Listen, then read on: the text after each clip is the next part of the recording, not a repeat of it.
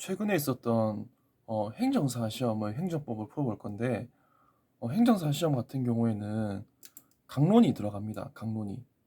행정법 강론이 좀 들어가다 보니까 그래서 문제 자체가 조금 이제 그 행정법 총론만 치는 이제 국가직 9급이나 지방직 9급과는 다르게 강론이 들어가서 7급 공무원 시험을 준비하신 분들 좀 보실 수 있을 것 같은데, 근데 이런 행정법 같은 경우가 60점만 넘으면 되는 시험이다 보니까 아마 그래서 이제 문제 자체가 조금 까다로운 부분도 사실 조금 있어요. 그렇지만 이제 풀다 보시면 이번에 좀 되게 쉽게 나왔기 때문에 보는 것도 괜찮을 것 같습니다.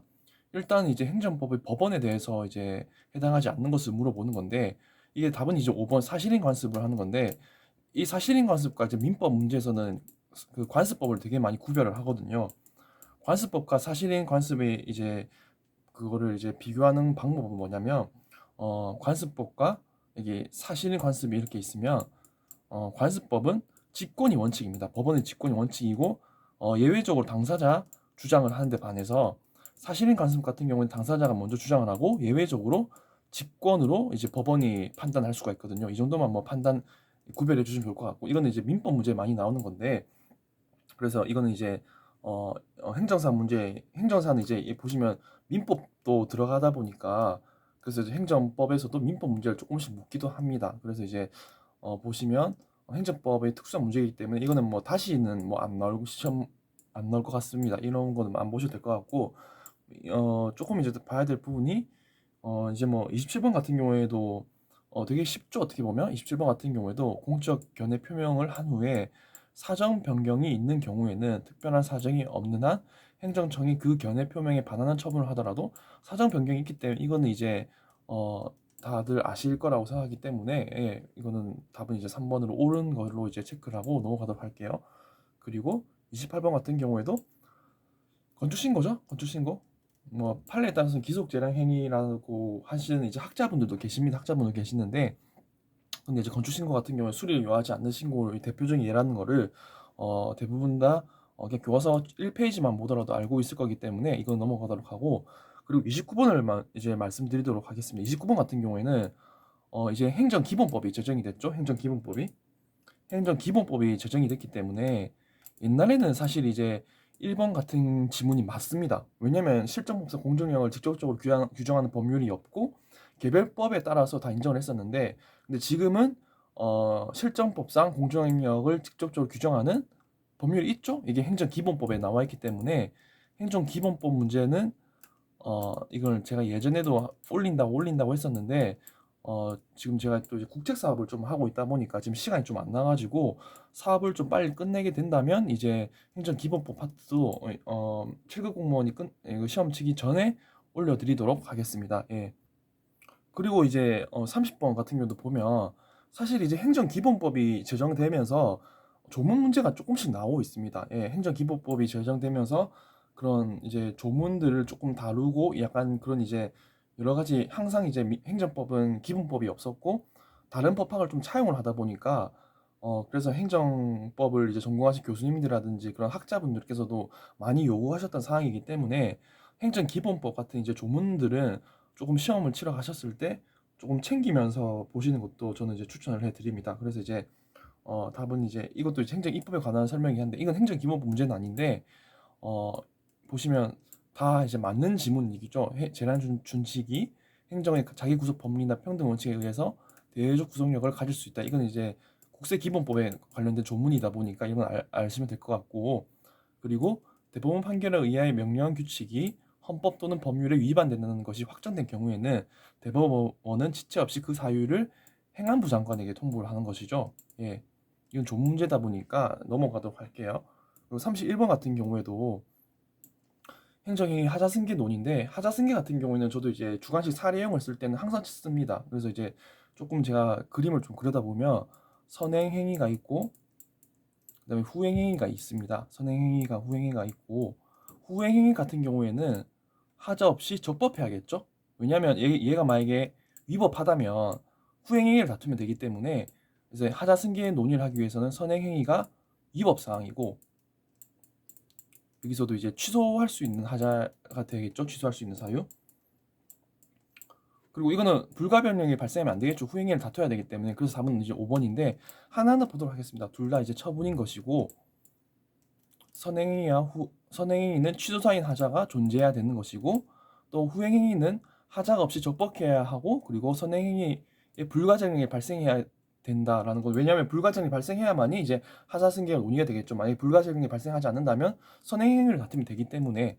그래서 이제 31번 같은 경우에는 답은 이제 5번으로 체크를 하시면 될 것 같고, 물론 이제 또 학설 및 판례에 따르면 기본적으로 이제 행정행위가 이제 결합해서 하나의 법적 효과를 달성시키는가 아니면 이제 서로 독립하여 별개의 법적 효과를 목적으로 하는지에 따라서 또 승계 여부 자체도 이제 결정하기도 하죠. 근데 그런 거는 사실 이제 여기 없습니다. 이건 뭐 사례형만 하시는 분이 아니면 사실 필요가 없긴 한데, 그래서 이제 선행 처분과 후행 처분이 이제 서로 합하여 이제 한 개의 법률 효과를 완성하는 때에는 이제 그 하자는 후행 처분이 이제 승계가 된다.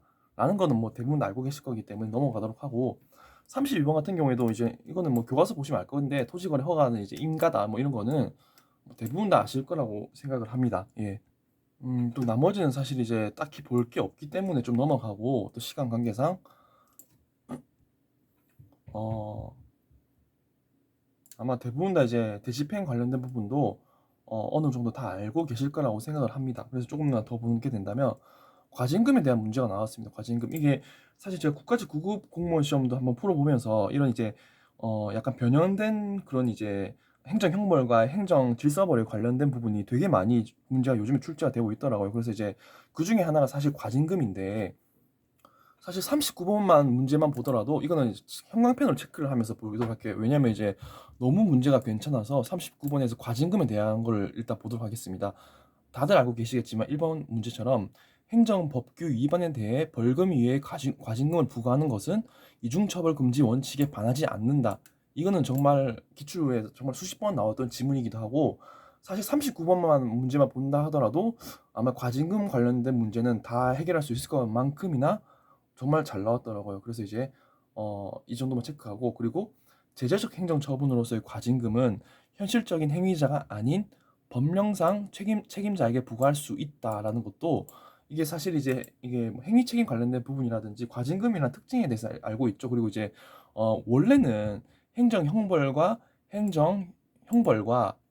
행정질서벌을 이제 구별하는 데 있어서 행정형벌 같은 경우에는 죄형 법정주의가 적용되는 것이기 때문에 실제로 책임이 있는 자, 그러니까 쉽게 말하자면 고의 과실 여부를 다 따져서 책임을 귀속시킬 수 있는 자 형벌을 형사처벌하는 데 반해서 행정질서벌 같은 경우에는 법령상 책임자, 즉 고의 과실을 요하지도 않고 원칙적으로 그렇습니다. 근데 이제 물어보시는 것들이 있는데, 과태료는 그러면 어떻게 되냐 물어보시는데, 원래 원칙적으로도 사실 이거 질서 위반 그 규제법에 이제 그 질서행위 위반 규제법 그 법규가 이제 만들어지기 전에는 원칙적으로 과태료도 고의 과실을 요했었습니다. 근데 이제 그 법규가 만들어지고 난 다음에 그 개별법이 만들어져서 고의 과실 요하도록 만들어진 것이지, 원칙적으로 질서벌 같은 경우에는 고의 과실을 필요로 하지 않고 일단 행위 책임을 부과하는 것이 원칙이었기 때문에, 즉 이제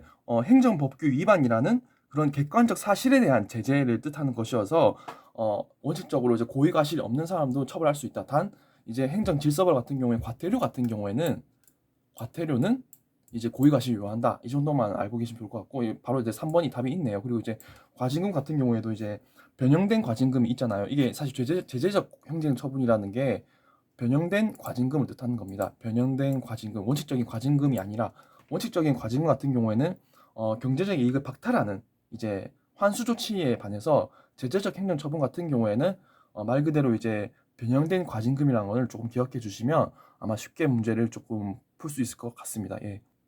이제 4번 같은 경우에도 형벌권을 실행하는 과벌이 아니다라는 걸 다 체크하시면 될 것 같고, 그리고 법령으로, 이것도 중요하죠. 법령으로 정한 과징금을 부과한 위반 행위와 과징금의 금액에 열거되지 않은 위반 행위에 대해서는 이제 사업정지 처분에 가름하여 과징금을 부과할 수가 없다라는 것도 제재적 행정처분, 즉 이제 영업정지에 가름하여 부과되는 이제 과징금을 이제 변형된 과징금이라고 하는데, 이거는 이제 명문 규정이 있어야만이 이제 부과할 수가 있다는 것을 다 표현하는 것이기 때문에 39번 문제 같은 경우에는 정말 좋은 문제인 것 같습니다. 그리고 이제 40번을 볼 건데, 40번 문제 같은 경우에 사실 공인중개사 문제에서 제일 많이 나옵니다. 공인중개사 공법 문제에서 조금 나오는 부분이기 때문에 보라색으로 좀 할게요. 이거는 공익사업을 위한 토지 등의 취득 및 보상에 관한 이제 손실 보상에 관련된 부분인데, 그때도 제가 이제 국회법 행정법을 말씀드리면서 이제 도시개발법을 제가 설명을 해드렸잖아요. 도시개발법은 뭐 토지개발법이다 이렇게 뭐 거의 이렇게 생각하시면 될 것처럼 보시면 될 것 같은데, 이것도 간단하게 제가 말씀드리자면, 관할 토지수용위원회에 잔여지 수용 청구를 하려는 자는 사업 완료일까지, 예, 그 수용 청구를 해야 한다고. 사실 잔여지 수용 청구와 그 실무적으로 조금 비교되는 게 손실보상도 있거든요. 손실보상 같은 경우에는 사업 완료일까지가 아니라 보상은 사업 완료일까지가 아닌 공사 완료일부터 1년 이내에 손실보상을 또 할 수가 있거든요. 이거는 뭐 실무를 좀 해보신 분 같은 경우에는 항상 이 두 분이 이게 약간의 이제 서로가 이제 보완제에 관련된 부분이기 때문에 손실보상 부분도 이제 알면 될 것 같고, 사실 이번 문제 같은 경우에는 좀 워낙 이제 좀 전문적인 영역이다 보니까 이것도 한번 기억은 해주시면 좋을 것 같습니다. 혹시 나올 수도 있으니까. 이것도 7급에 나오겠죠. 잔여지 수용 청구 같은 경우에는 사업 완료일까지 청구를 해야 한다. 그리고 이주대책은 계속 나오고, 이주대책은 맨날 나오는 문제인데, 이게 맨날 이제 조금 바꿔내잖아요. 이주대책 대상자의 사업 시행자가 대책에 대한 구체적인 계획을 수립할 공고한 때가 아니라 어, 사업 시행자의 확인 결정이 있어야만이 그 수분양권을 취득한다라는 거는 너무나도 많이 나왔죠. 이거는 거의 한 10년 정도 나왔던 것 같은데, 이 부분은 이제 그냥 오답인 것도 외워두시는 게 좋을 것 같습니다. 이주대책 대상자의 그냥 계획을 수립 공고한 때가 절대 아니다라는 거를 아시면 좋을 것 같고, 사업 시행자가 이제 확인 결정을 얘가 해야만이 이제 수분양권을 취득한다라는 거를 어, 조금 기억을 해주시면 되게 좋을 것 같습니다. 사실 이제 그다음 그 이후에는 그렇게 문제를 크게 볼 것 사실 없긴 한데, 음, 이것도 1번 같은 경우에도 당연한 말이기 때문에 예, 안 넘어가고, 그리고 이제 또 이 문제도 또 나왔네. 이것도 국가직 9급에서 한번 나왔었던 건데, 이게 지방토지수용위원회 지방토지수용위원회의 수용 재결. 여기서 말이 재결인데, 제가 예전에도 국가직 9급에서 말씀드렸듯이 수용 재결이라 하더라도 여기는 재결이 아니라 원처분이잖아요. 그렇기 때문에 중앙토지수용위원회에, 그러니까 그 상급기관에 대한 이의신청 같은 경우는 행정심판이다. 이것도 제가 다 말씀드렸던 것 같기 때문에 또 나왔습니다. 이거 당연히 이제 디귿도 적법하겠죠. 그래서 이제 디귿도 적법하고 기역도 이제 적법하다. 뭐 이것도 맨날 하던 거기 때문에 이것도 국가직 9급 제가 해설한 거 보시면 될 거기 때문에 이 정도만 하고 넘어가면. 그리고 이런 문제 나왔습니다. 경찰견은 동산 공물에 해당한다. 이것도 이제 맞는 말입니다. 맞는 말인데, 이거는 뭐 이거 7급 행정법 강론, 이것도 강론 문제입니다. 강론 문제가 되게 쉬운 문제이기 때문에 그리고 이 부분은 또 다 아실 수도 있을 것이고 해서 딱히 뭐 해설할 건 거의 없는데, 마지막으로 뭐 50번 문제는 한 번만 더 보면 50번 문제 같은 경우에도 50번 문제에 이게 저는 이제 5번이 제일 중요한 것 같아요. 예. 과세처분 취소 소송에서 적법하게 이제 부과될 정당한 세액이 산출되면, 여기서 정당하게 산출이 된다면 부분만 취소할 수가 있는 겁니다. 예, 이건 이제 판례가 있기 때문에 최신 판례는 아닌데, 이것도 이제 좀 헷갈려 하시는 분도 많기 때문에 이 지문만 조금만 보시면 될 것 같고, 나머지는 뭐 딱히 볼 건 없을 것 같습니다. 사정 재결이라든 이런 것도 다 나온 거기 때문에. 그래서 이제 이 정도만 해설할 건데, 행정학 개론 같은 문제도 사실 좀 되게 쉽게 나왔던 것 같습니다. 저도 행정학 공부를 안 한 지 거의 뭐 2년, 3년 된 것 같은데, 그래도 뭐 행정학 관련된 거를 한 번씩 이제 보고는 있습니다. 근데 저도 이제 행정학 같은 경우에도 조금만 보시다면 공식적인 참여자는 입법 부담 뭐 이런 거 있잖아요. 그래서 이런 거는 좀 쉽게 아마 볼 수가 있을 거기 때문에, 이 고지협재관 같은 문제도 나왔었잖아요. 세부적인 정책 내용까지만 결정하며 뭐 이런 문제는 있었는데, 그래서 협상력 같은 경우를 좀 중요시하게 했었다. 뭐 이러면서 정책 의제 설정 같은 경우에도, 저도 행정학 같은 경우에도 제가 시험을 합격했을 때도 행정학도 거의 95점 정도 나왔었는데, 행정학 같은 경우에는 사실 휘발성이 조금 강하다 보니까 지금 이제 지방직 9급 시험 준비하시는 분들 같은 경우에도 그런 게 있습니다. 이게 잘 모르겠는데 말로선 잘 안 나오는데 시험 성적은 좀 잘 나오는 경우가 사실 행정학 같은 경우 같아요. 행정학은 이상하게 공부는 잘 안 되는 것 같은데 점수는 좀 잘 나와. 이게 왜냐면 문제풀이를 계속 돌리다 보면 되기 때문에 그래서 이제 아마 6월 달이겠죠. 6월 달에 이제 지방직 구급 공무원 시험이 있을 것 같은데 지방직 구급도 준비하시면서 이제 지방직 7급까지도 이제 같이 노리시는 분들을 위해서 저도 이제 이 영상을 한번 찍어봤는데 이제 어느 정도 도움이 되셨으면 좋을 것 같고, 최근에 또 세무사 행정소송법도 있었는데 세무사 행정소송법에서도 제가 좀 말씀드릴 부분이 좀 있어가지고 그거는 다음 시간에 좀 올리도록 하겠습니다. 예, 시청해 주셔서 감사합니다.